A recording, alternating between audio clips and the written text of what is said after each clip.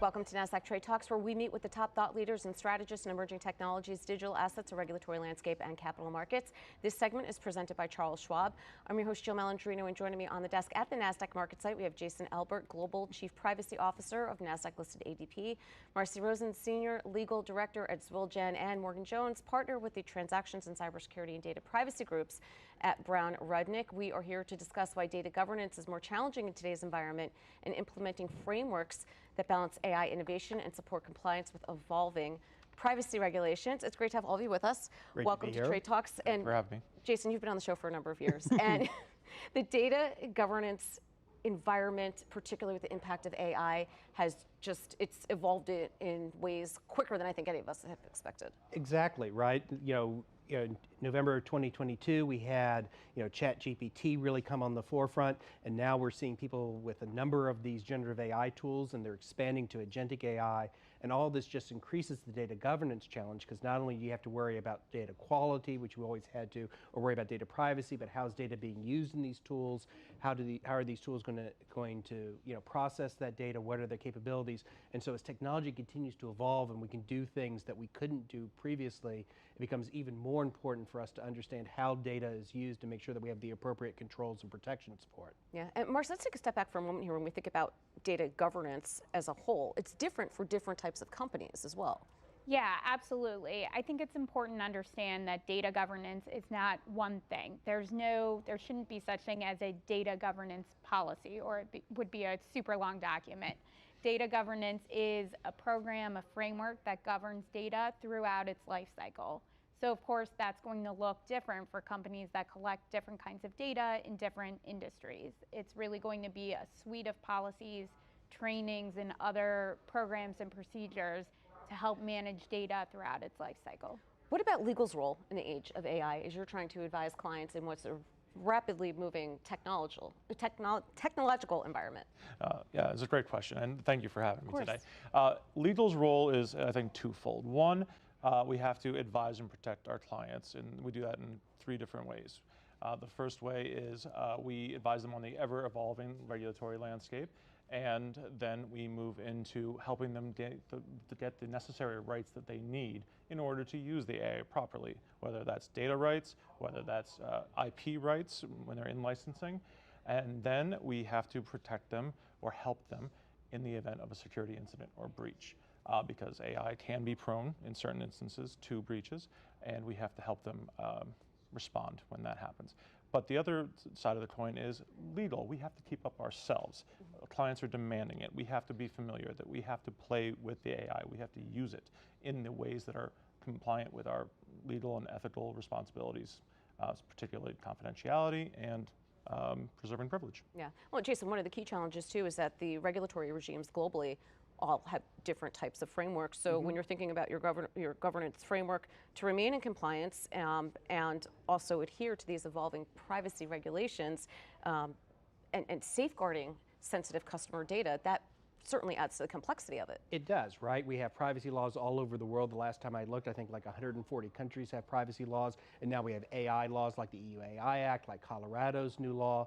And so when I think about this from a governance perspective, a data governance perspective, I think you really have to start with sort of solid frameworks that you then add the layer of specificity of those laws on top of. And I think there are three. I think first you need a good privacy framework. At ADP, we use our binding corporate rules that were approved by the European Data Protection Authorities, and that's our basis for our privacy program globally. When we look to AI, we look to the NIST AI risk management framework. It has you look at sort of the risks of what you're doing with AI, whether it's in our field of working about HR data or even other fields like you can imagine self-driving cars. Consider those risks, evaluate them, have plans for addressing them.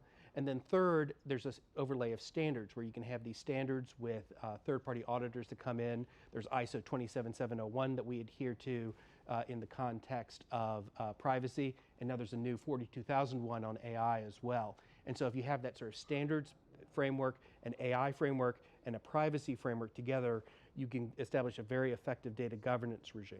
Yeah. Well, I mean, also you're thinking about privacy, cybersecurity, and AI, not just within different countries, but then all the states and local jurisdictions as well. And they all impose different types of requirements, record-keeping policies. Not only is it complex, but it's also cost prohibitive for many companies as well when you're in a very dynamic environment.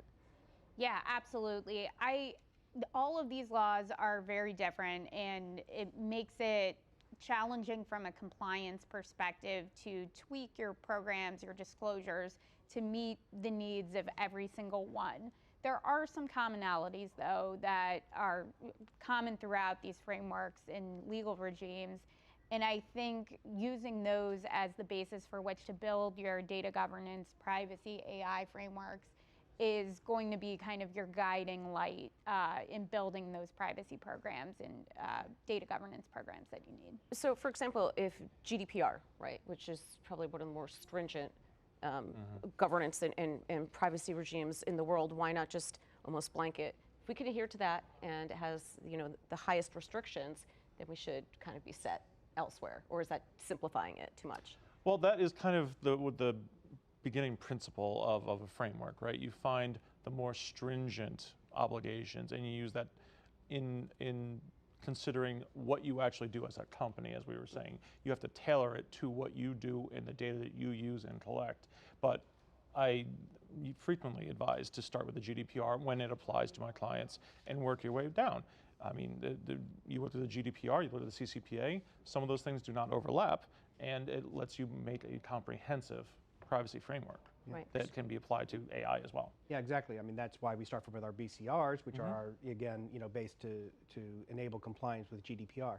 But the other thing, Jill, I think you have to think about is the people factor, right? You know, we tended to think about, you know, privacy and chief privacy officers, and it's a great job, I have to tell you. But like now you have to worry about chief data officers and, you know, how they're using the data, how they're normalizing the data, how they're gaining insights. You have to think about your global security organization and protecting data, you know, to prevent breaches, to make sure that people aren't using these new tools in ways that could cause harm. And you, of course, have to think about, you know, legal and compliance. And so really, when you start to look at data governance, particularly in this AI-driven world, it becomes this very cross-functional structure. There's no single person who's going to be responsible in a company for it. Yeah, Marci, which is interesting too, because this involves a cultural shift. And we have to get out of the mindset of operating in silos. The only way you're going to be successful, even being able to mitigate, monitor, and respond, is being able to have that bird's eye view and understand, to Jason's point, cross-functionally how businesses are being impacted. Yeah, absolutely. Any single employee, any single touch point in your organization can be a weak point that leads to a compliance violation. This is particularly true in the age of AI. Just one use of, you know, non-malicious AI tools, but, you know, a free tool that you happen to download off the internet, using that to upload confidential data of a company can lead not only to a compliance violation, but serious harm to your company because you've now lost control of that data. And that applies to both personal data for privacy purposes, but also non-personal data, trade secrets, intellectual property. So having, you know, awareness not only in policies on paper, but through training programs, through engaging education with your workforce is going to help protect the whole company from those issues. Yeah, I mean, it's an excellent point that Marci makes, especially with AI and LLMs. They've been around for a while, especially financial services as an example. It's not something new to us, but with November 2022, with generative AI becoming part of the consumer vernacular, it seems as if there was a rush for companies to internally and externally provide products, whether a problem existed or not, just to say that they had something in a competitive landscape. And I wonder if some of those gaps are being exposed now and there wasn't enough time to model the risk, or perhaps it was uncertainty. We didn't understand the metrics behind the risk then. Are you finding that with clients where they're finding gaps? Absolutely. Like you said, there was a large amount of pressure, a huge amount of pressure put on companies to keep up with the Joneses, as it were, and their peers and make sure they were not left behind. They needed to, in finance particularly, you need to digest a huge amount of market information to make certain provide certain advice to your clients and your customers. And they thought AI was the right way to do that. Now that kind of set aside no one was thinking in terms of privacy at the time. And it was a race, it was the space race basically.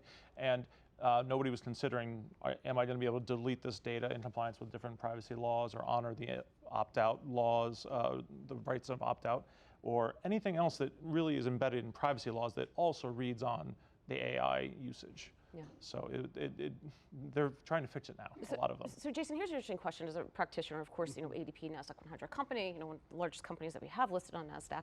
How do you, as a privacy practitioner, communicate this with other businesses within the org, senior management, the board, and so forth? That, okay, we have to take a step back and reevaluate this. Right. Well, look, I think that there are a number of ways you do it. So, we start with sort of our basic training. Everybody at the company takes privacy training. Everybody at the company takes AI training as part of our global compliance training. And then we have processes that are designed to make sure things go through reviews. So any new or expanded use of personal data has a privacy review.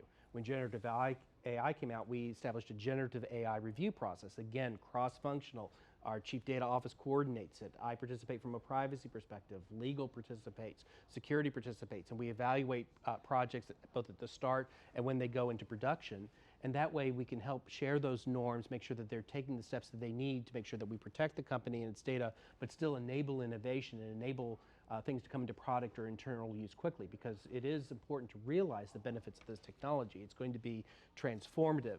So even as we have to drive compliance and governance, we can't be a blocker to slow things down, and so we have to strike the right balance there. Yeah, I mean, even when you're, again, trying to understand the audience and who you're communicating, the resources that you need to, execute on privacy, cyber, and innovative technologies, a conversation with the board or with C-suite is going to be different than with revenue teams and the technology teams and the security teams and so forth. Yeah, those conversations are going to sound different, but I want to pick up on this idea of the cross-functional input.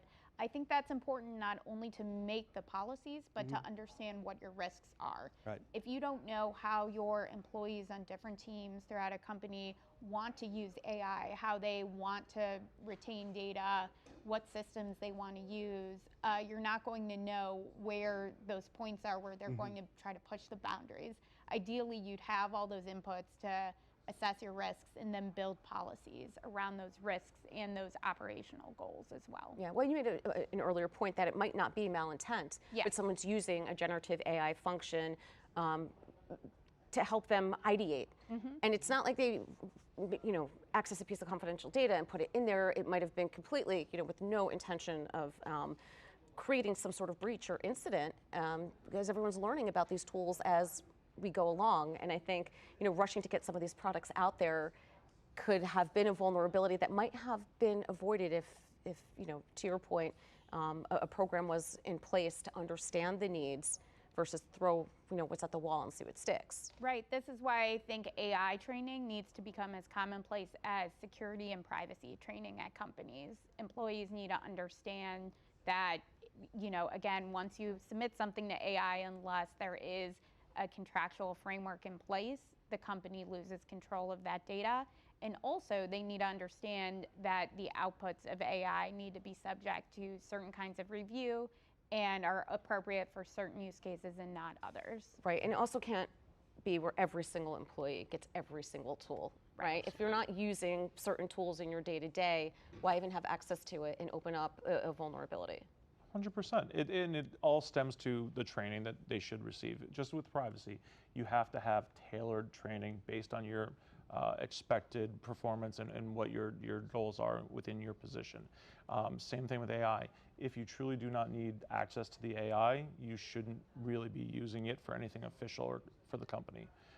Use it in your personal life all you want, but usually this will be set out in the privacy policy, or not privacy policy, the AI suite of policies and in the training. It might even be a training away from using AI for official purposes within the company, depending on your position. Yeah, and once you establish a framework, Jason, it's not set it and forget it.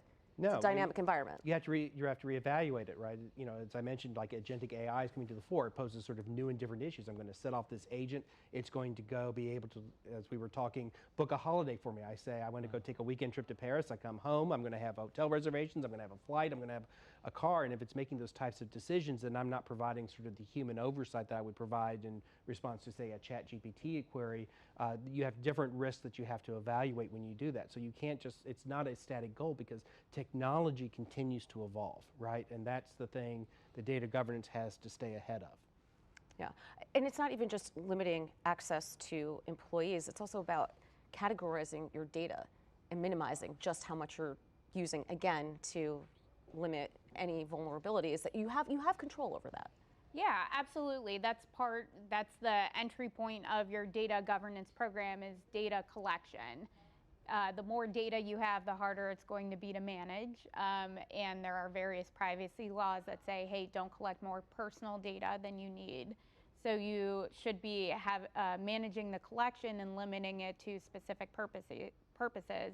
And then once you have it, there should also be policies in place governing how it's used, again, for both compliance reasons and for general reputational, operational reasons as well. And a lot of AI doesn't really need the actual personal element. It may need some data, but there are other things you can mask, you can tokenize, you can limit the amount of personal data that goes to the LLM, but still get that generated content, still get those AI-based insights. And so there's a technological aspect that goes along with that as well that helps with the data minimization point. Yeah, so it sounds like, to me, Morgan, that this is really the foundation for the overarching cybersecurity policy as well. You know, data governance is like a key pillar of that. It definitely feeds into that. So cybersecurity, generally, you have to consider it's another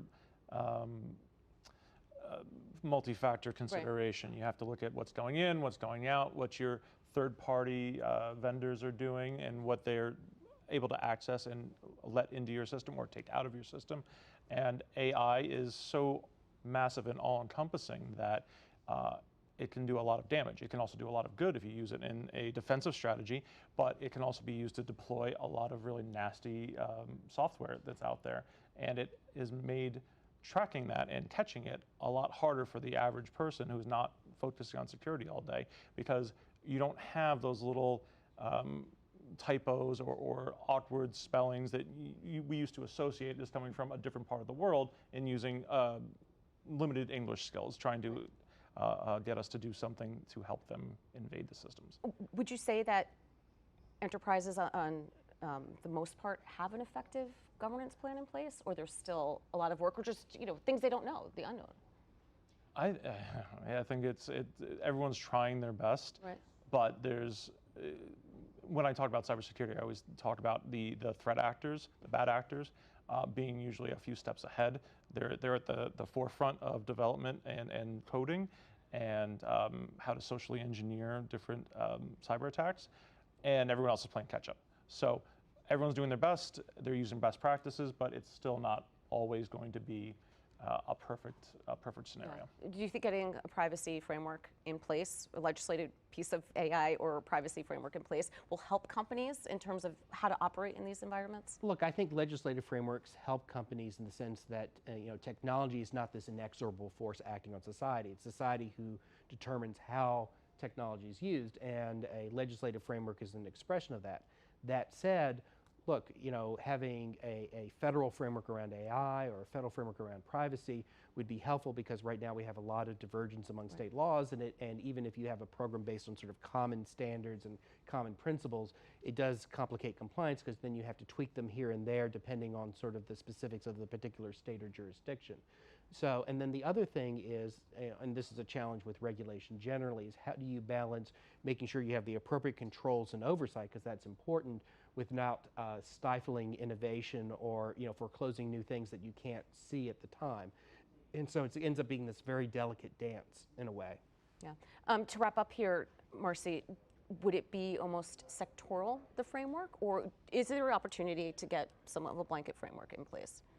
I think in an ideal world, we would have a broad-based framework for both privacy and AI in the U.S., something like the approach that the EU took for the GDPR to really harmonize what have become a proliferation of many, many different laws.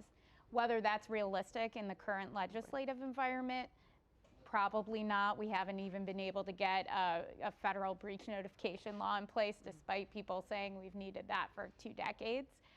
So I think in the meantime, you'll see a lot of agencies and states making laws and regulations related to AI in their own spheres. All right, appreciate everyone's insight. Thanks for joining us on Trade Talks. I'm Jill Malandrino, Global Markets Reporter at Nasdaq.